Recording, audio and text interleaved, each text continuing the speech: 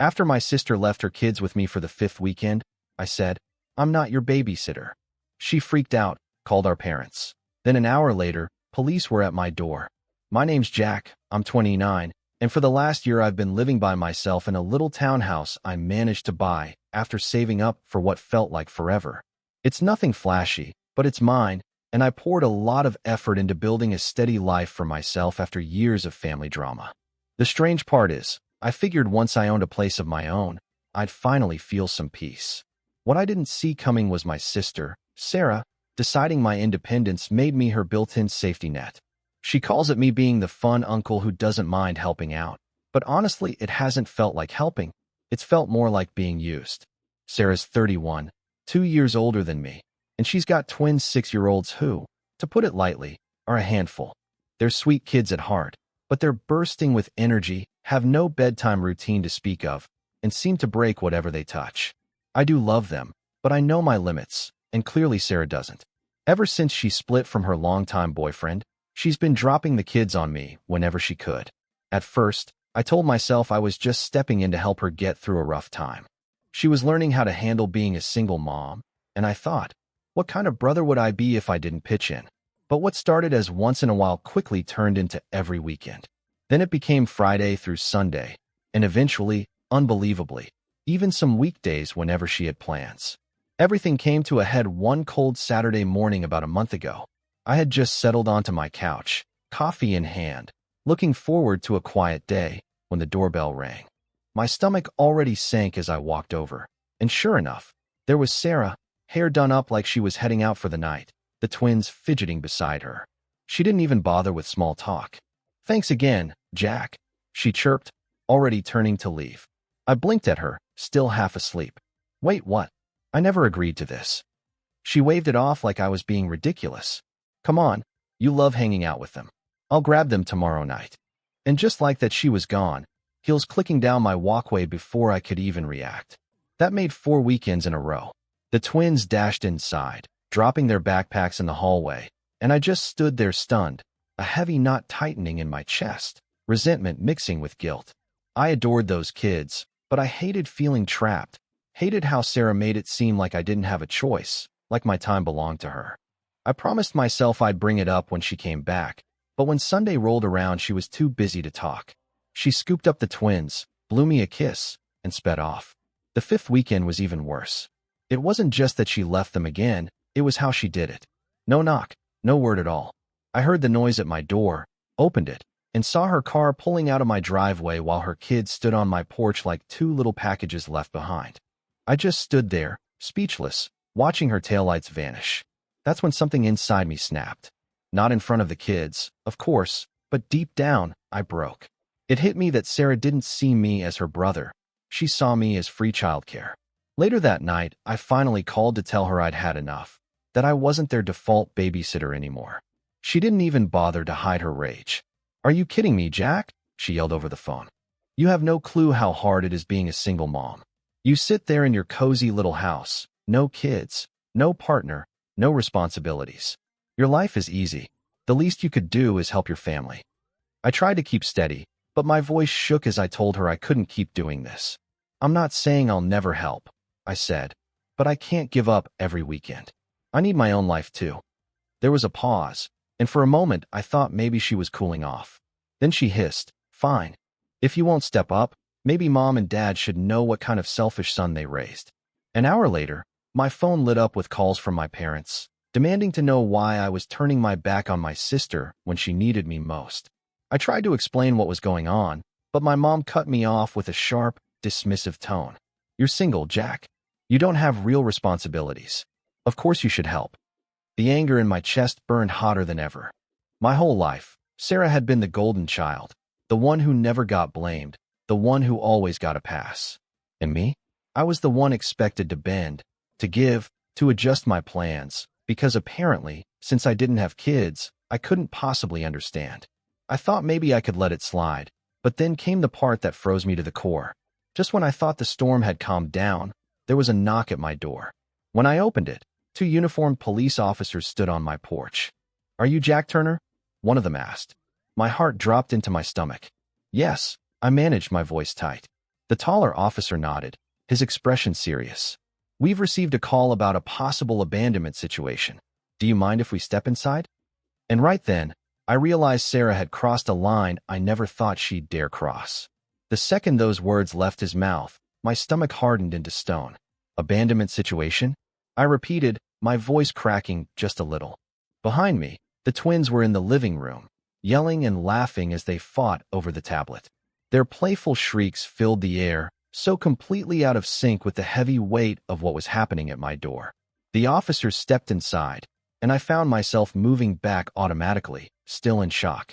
The tall one introduced himself as Officer Miller, while the younger one, Officer Reed, scanned the room, eyes landing on the toys scattered everywhere. Miller's face softened when he saw the kids clearly safe and happy, but his tone stayed professional. We got a call from a relative worried that the children might have been left alone or neglected. My face flushed hot with anger. What? That's ridiculous. They're my niece and nephew. My sister dropped them here this morning without asking, like she always does. They've been with me all day. I've been taking care of them. I motioned toward the living room, where the twins were now racing toy cars across the coffee table. Reed raised an eyebrow, but stayed quiet. Miller gave me a small, polite nod as he scribbled in his notepad. Do you mind if we ask the kids a few questions? He asked. My gut reaction was to say no. I didn't want them pulled into this, but I also didn't want to look defensive. So I let out a heavy sigh and said, Sure, go ahead. The officers crouched down to the kids' level, asking simple things, what their names were, how long they'd been at Uncle Jack's, if they'd eaten, if they felt safe. The twins answered easily, grinning and cheerful, totally unaware of the tension. Uncle Jack made us pancakes and we watched cartoons, one of them said proudly. Miller gave a satisfied nod, stood, and looked back at me. Looks like they're being well cared for. I think this was just a misunderstanding. But I knew better. It wasn't a misunderstanding. Sarah had called the cops on me, using them like a weapon. After they left, assuring me no further action would be taken, I sat at the kitchen table, hands shaking. I wanted to yell, to break something, but instead I grabbed my phone and called Sarah. She answered on the second ring, her voice dripping with fake innocence. Oh, the cops came? Well, good. Maybe now you'll take your role more seriously. My role. That word made me snap. Sarah, I'm your brother, not your babysitter. You can't just dump your kids on me whenever you want and then call the police when I try to set boundaries. She laughed, sharp and cold. Boundaries? You don't get boundaries, Jack. You don't have a family of your own, so you don't know what sacrifice is. You owe me this.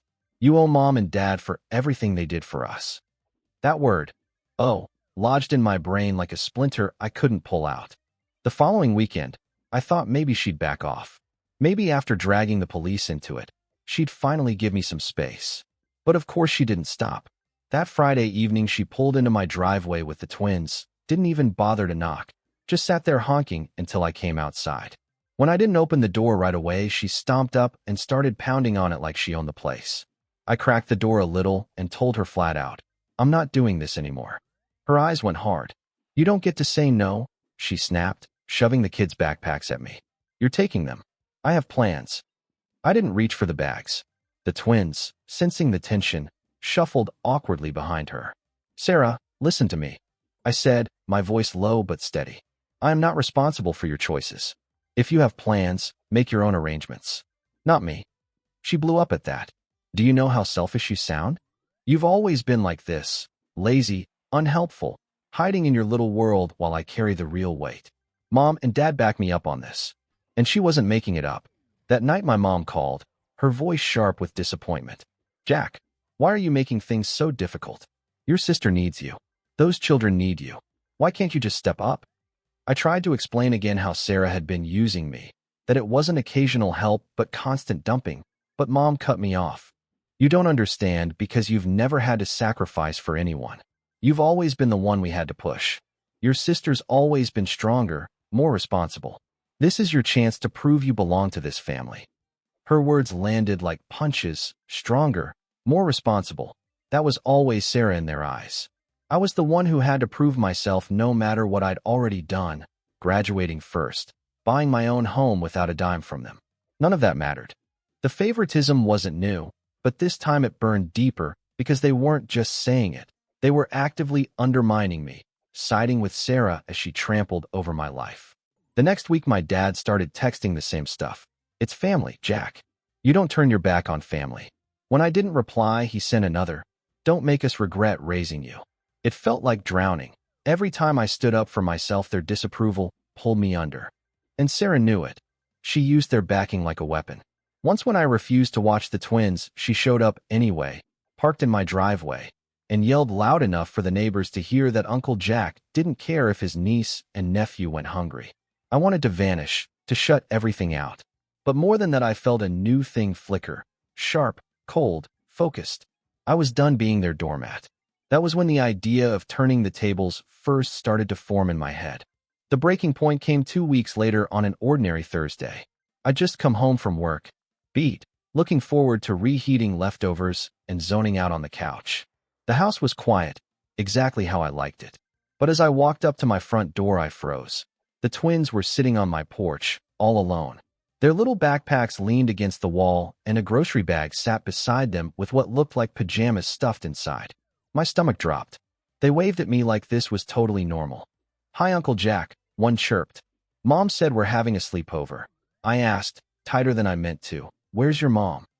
They shrugged and pointed vaguely down the street, saying she had to run errands, and told them to wait because I'd be home soon. My hands were shaking as I unlocked the door and brought them inside. The thought that Sarah had left her 6-year-olds on my porch, who knows how long, made me sick. Anything could have happened. I called her right away, my voice trembling with anger. She picked up after several rings, sounding breathless like she'd just parked in some busy spot. "Relax, they're fine," she said, brushing it off, like I was the one overreacting. "They were safe on your porch. It's not like you live somewhere dangerous." "Are you out of your mind?" I snapped. "They're 6 years old, Sarah. You left them alone on a doorstep. Do you have any idea what could have happened?" She scoffed. "Oh, please. You act like I abandoned them in a field. You're being dramatic. They knew you'd be home soon. Stop trying to play the hero. You're just their uncle, not their parent. You don't understand the sacrifices I make every day." That word again, sacrifices, thrown around like it made her wrongs noble. I wanted to slam the phone down, but then she dropped the real betrayal, slipping into that syrupy, manipulative voice I knew too well. "Honestly, Jack, if you can't handle watching them, maybe I'll call CPS myself. Tell them you don't want to care for your own family. Let's see how that looks." For a moment, I couldn't breathe. Was she seriously threatening to weaponize the system against me again after everything? I'd barely recovered from the first time she dragged the police into this, and the idea of her filing with child services chilled me to the bone. "Are you serious?" I whispered. "You're the one making this hard," she snapped back. "You think you're so independent with your little house and boring job, but you wouldn't last a day in my shoes. I need help, and you're going to give it to me whether you like it or not. If I have to get Mom and Dad involved, or anyone, I will." Something inside me cracked at that. This stopped being about babysitting. It wasn't even about family anymore. It was control. Sarah had decided my life didn't belong to me, and Mom and Dad were right behind her, ready to prop her up no matter what line she crossed. That night, after I put the twins to bed, I sat in the dark living room with my head in my hands, thinking through every time I'd been forced to swallow my pride, every moment I'd been made to feel small, every achievement dismissed because Sarah needed something. And now this, leaving her kids on my porch, threatening CPS, painting me as the villain while she broke trust, made me realize something fundamental had shifted. She hadn't just been taking advantage. She'd betrayed me in a way I couldn't undo. My sister had turned me into a pawn in her game of excuses and manipulation. The next day proved it could get worse. I was at work when my phone buzzed with a message from Mom. "Jack, we need to talk. Sarah told us what you said last night. We're very disappointed. If you can't be responsible, maybe you shouldn't have the kids over at all." I stared at the words, my pulse thudding in my ears. My parents, without asking a single question, had sided with her again and taken her story as gospel. That was the moment I knew something had to change. I couldn't keep living under their control and Sarah's thumb. That night something inside me hardened, not anger so much as resolve. Before I could plan how to take back my life, Sarah escalated even further and crossed a line I didn't think she'd dare. The real collapse began the following weekend. By then I'd rehearsed how I'd stand firm, lock the door if I had to, ignore calls, whatever it took to claw back control. But people like Sarah don't play fair. They change the rules before you notice. That Friday, I came home late from work, exhausted and ready for leftovers on the couch, and immediately something fell off. The porch light was on, and through the window, I could see shadows moving inside my place. My heart jumped into my throat when I saw the porch light and the shadows moving inside, and I actually thought someone had broken in. I ran to the door, fumbling with my keys, and then froze because the deadbolt was already unlocked. I pushed inside and stopped cold. The twins were sprawled out on my couch watching cartoons. Half-eaten pizza boxes sat on the coffee table. Juice had been spilled across the rug. And there, like she owned the place, was Sarah scrolling on her phone at my dining table. "Surprise," she said without even looking up. "The kids wanted to stay here tonight. And honestly, I needed a break. Don't worry, I already put them to bed once, but they got up." I couldn't even find my voice at first. How did you get in?" I asked. She smirked and held up the spare key I'd stupidly given Mom years ago for emergencies. "You really shouldn't hide it in such an obvious spot." Mom told me where it was. It felt like the floor had been ripped out from under me. She'd let herself into my house uninvited and made herself comfortable like it was all planned. I wanted to scream, but the twins were right there, so I stood frozen, gripping the back of a chair, swallowing down the storm building in my chest. "Sarah," I finally managed, my voice rough, "this is not okay. You cannot just come into my house whenever you feel like it. This is my home." She rolled her eyes. "Oh, get over yourself. You're always so dramatic. You live alone, Jack. What's the big deal? It's not like you use the space for anything important. You should be grateful you get to spend time with family." There it was again, grateful, tossed out as if it excused everything. I didn't argue. I didn't even have the energy. That night, I locked my bedroom door and lay there while Sarah snored on my couch, staring at the ceiling while my thoughts spiraled. My sanctuary, my safe place, had been invaded. It wasn't just weekends anymore. She'd crossed into my everyday life, and I felt powerless to stop it. The next morning she was gone, leaving crumbs, sticky plates, 2 empty juice cartons, and a messy note on the table in her rushed handwriting. "Thanks again. You're a lifesaver. I'll bring them by next week." I crumpled that note into my fist, and my hands shook as hopelessness washed over me. For days after, I moved through life like a ghost. At work, I couldn't focus. At home, I jumped at every sound, convinced she'd barge in again. I double-checked the deadbolt 3 times each night, but I knew the spare key was out there somewhere in her possession. My parents wouldn't listen if I complained.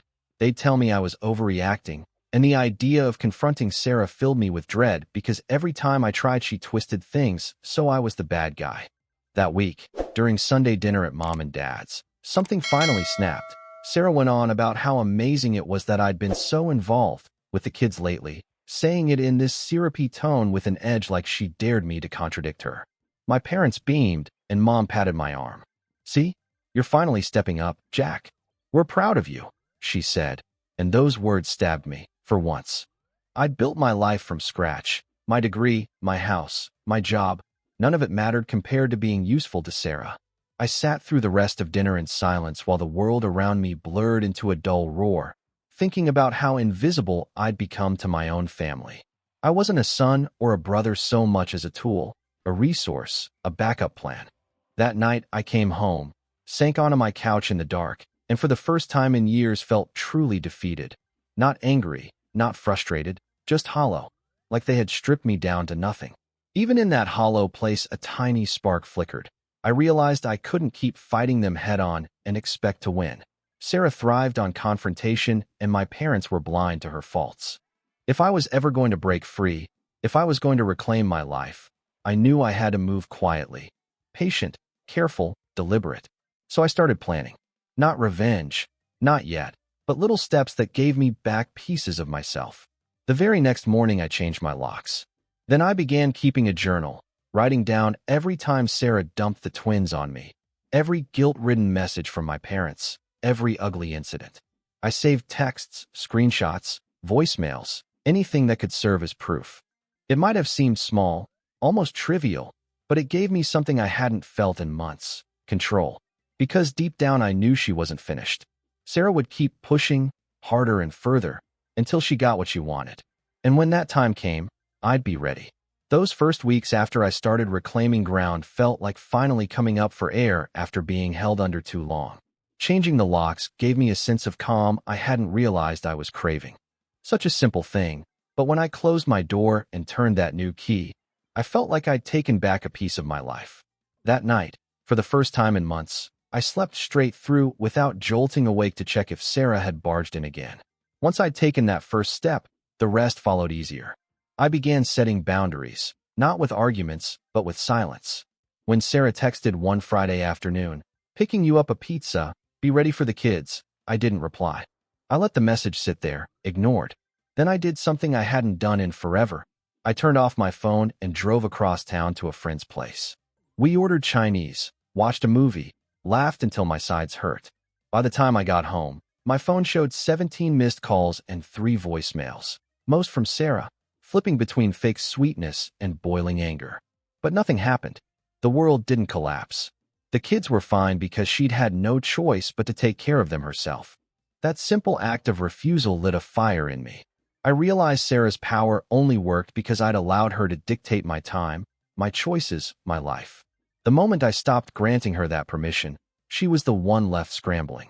Around that time, I also started giving myself back the focus I'd lost. Work had always been steady, but I hadn't been ambitious. I'd been too drained, too distracted. Now, with my evenings slowly becoming mine again, I finally tackled a project I'd shelved for months. I stayed late a few nights, tightening the presentation, running numbers, making sure every detail was airtight. When I presented it to my manager, he was impressed. 2 weeks later, I was offered a promotion. It wasn't just about the title or the bump in pay, though both mattered. It was the recognition. For once, someone valued me for what I accomplished, not for being Sarah's brother. I walked out of that office feeling taller, lighter, like I was finally stepping into my own life. My social life grew too. Friends I'd drifted from during the chaos were glad to see me back.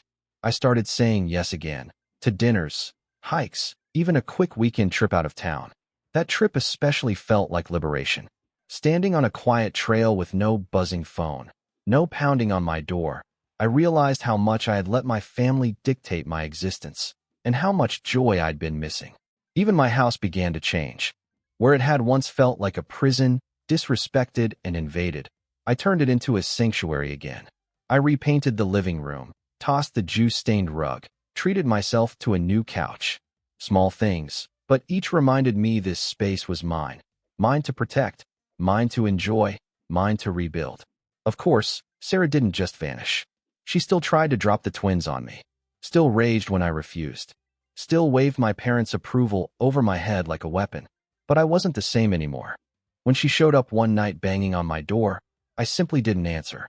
When she called 10 times in a row, I put my phone on silent and went back to stirring my dinner. The power Sarah once held over me slipped a little more every time I held my ground. My parents felt the shift too. At first, they scolded me. Mom saying I was turning cold, Dad warning me not to abandon family. But as the weeks stretched on and Sarah's complaints grew more frantic, their voices softened, uncertainty creeping in.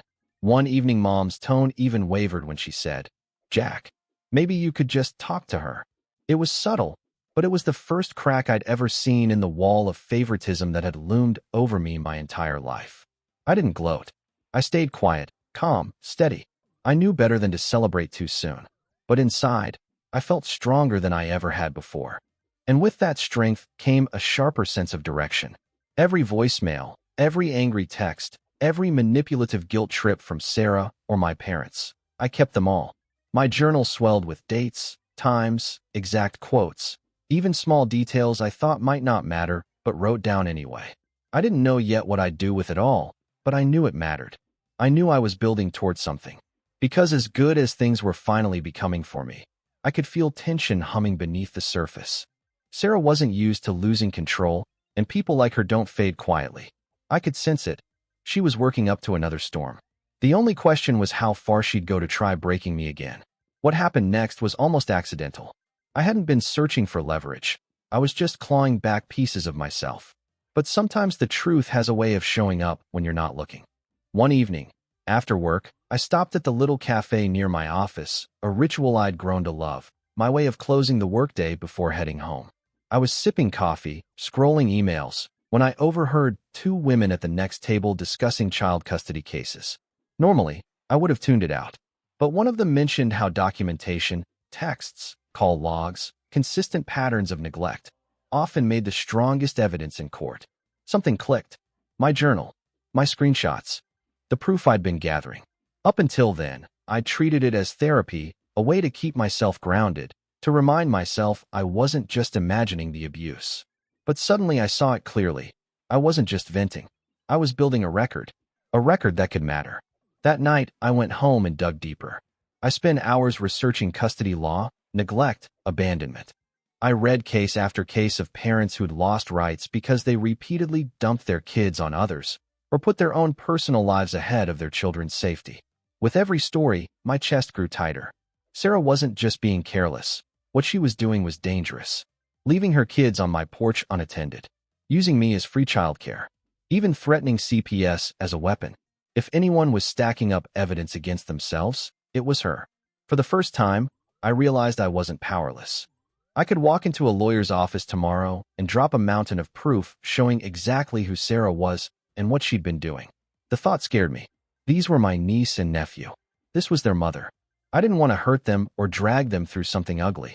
But as I sat there staring at the piles of notes and screenshots covering my desk, another feeling pushed its way past the fear, resolve. Because as much as I loved those kids, I knew Sarah wasn't protecting them. She was using them. And if she kept spiraling, it was only a matter of time before something truly dangerous happened. Meanwhile, my own world was opening up. Work was thriving.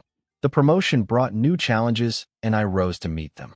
I started traveling for meetings, building connections I never would have made before. One evening, over dinner with a colleague who used to practice family law, I casually mentioned a friend struggling with a toxic sibling.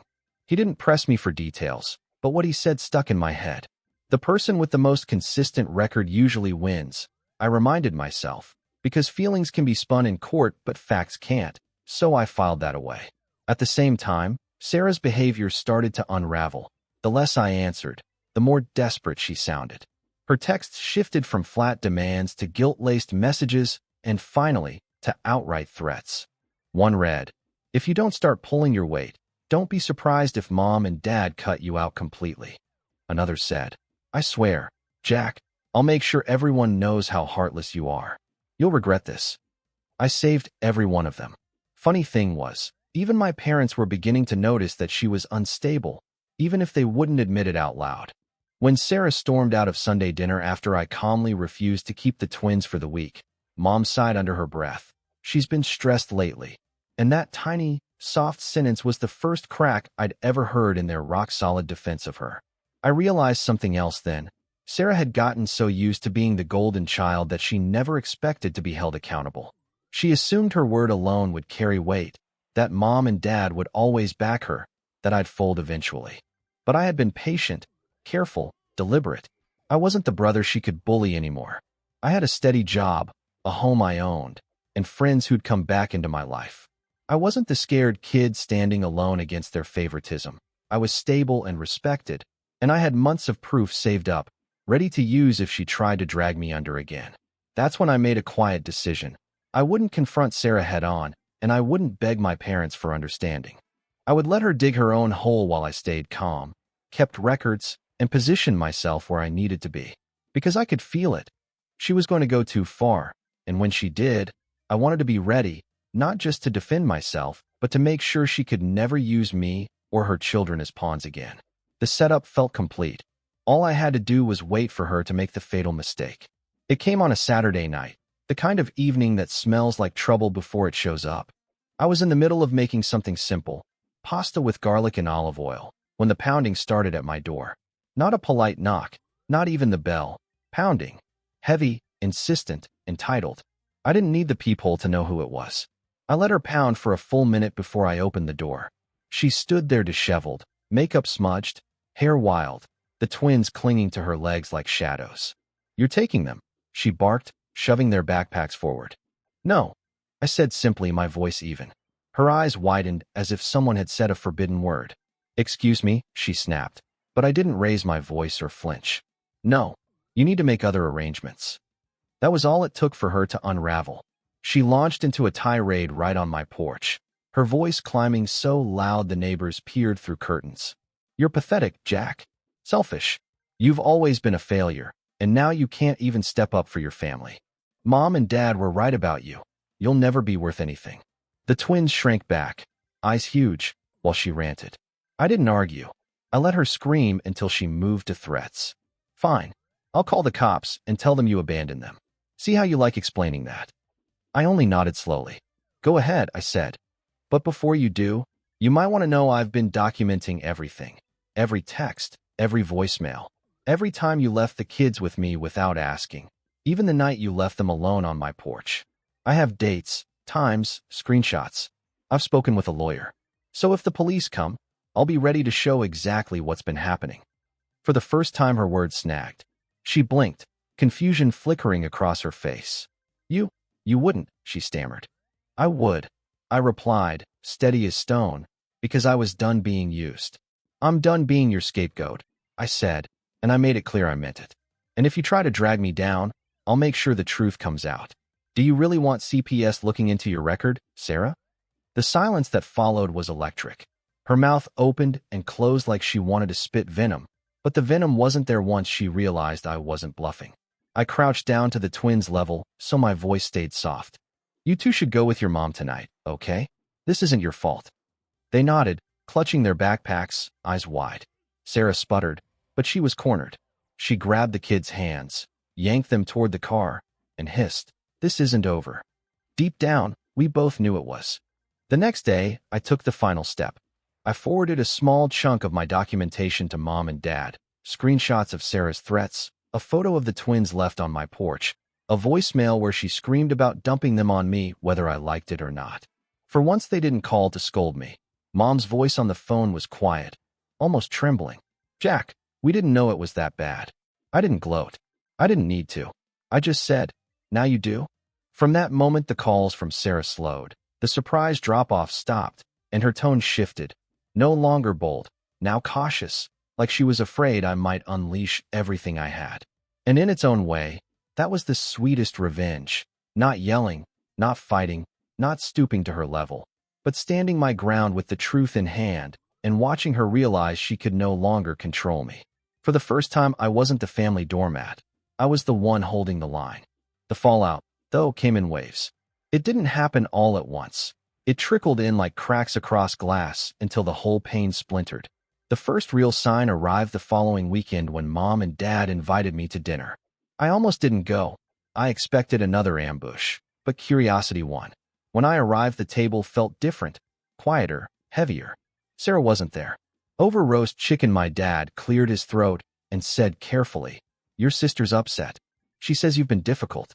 But after seeing those messages, he glanced at Mom, who nodded faintly. "We think maybe we've been too hard on you." It wasn't a full apology, not really, but it was the closest thing I'd ever heard from them. I didn't argue. I just said, "I needed you to see the truth." The truth worked its way through, piece by piece. Sarah stopped dropping the kids off entirely. At first I thought she was regrouping, but then I heard from a mutual friend that a neighbor had recorded her screaming on my porch, kids crying in the background, and reported it to a social worker. Combined with the evidence I'd gathered, it put her on notice.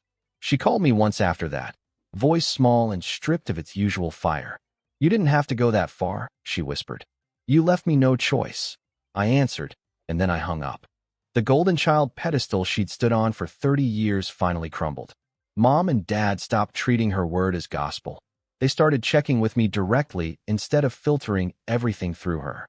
At family gatherings, I noticed the subtle shift. Fewer automatic nods when she spoke, more people actually listening when I did. The balance had changed. For my part, I kept living my life. Work was good, my home was mine again, and for the first time in years I felt light. I still saw the twins sometimes, but on my terms, short visits, fun outings, no strings attached, and they were happier too. When they came over, they laughed and played and treated me like Uncle Jack, not a reluctant babysitter. Months later at a family barbecue, I watched Sarah sulk at a picnic table while Mom refilled my plate. The old me would have felt guilty and tried to smooth things over, but not anymore. I finally learned the truth. Family isn't about being used, manipulated, or sacrificed on someone else's altar. Family is about respect, and when they don't give it, you have every right to take your life back.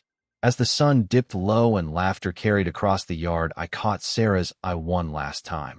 She opened her mouth like she wanted to start another fight, but then she saw the look on my face. Calm, steady, unshakable. She went quiet. For the first time in my life, I wasn't the one silenced. I turned away smiling and thought, I didn't just win. I finally got free.